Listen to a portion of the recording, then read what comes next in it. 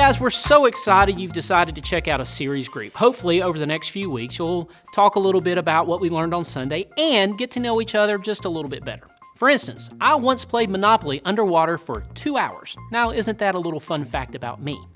Now it's your turn. Some questions are going to come up on the screen. Take a few minutes and have everyone answer them, and once everyone's been given a shot, resume the video.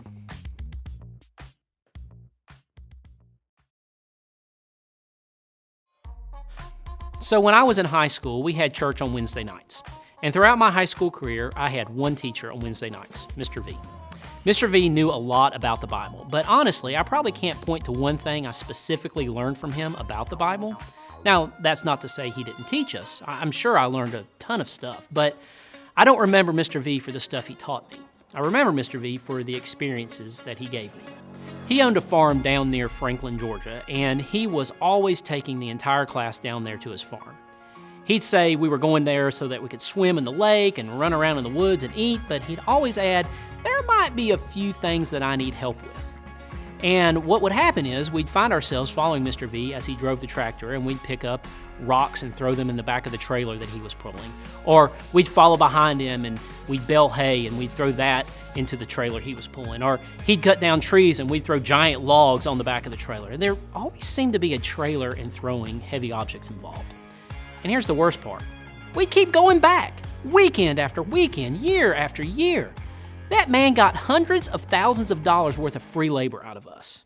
But in a lot of ways, those experiences have helped shape me into the person I am today. Through those experiences, he taught me what it means to work hard and be a godly man. Now, what about you? Is there an experience from your past that's shaped or affected who you are today? Pause the video and take a few minutes to talk about that. And just resume the video when you're done.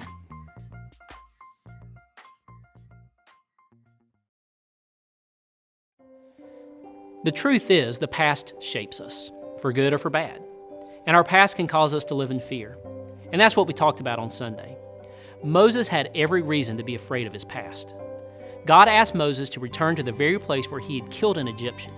Moses had no idea what was going to happen when he returned. So he came up with excuses. He asked God to send someone else. He just didn't want to go, but he finally does go. He finally decided to give in to God's request, and he just goes. And over the course of the rest of his life, you see how God had been working in Moses his entire life. Once Moses decided to trust God and to invite him into his present situation, it was clear to see how God had been working in his past the whole time. Now, what about you? What is in your past that you're hiding from? Whatever it is, I hope you can come out from hiding and turn it over to God. I think when you do, you'll see that He was with you the entire time. And this isn't always an easy thing to do, but that's why you're in group. We're here to help each other in getting past the past. Spend some time discussing the following questions, and we'll see you next time.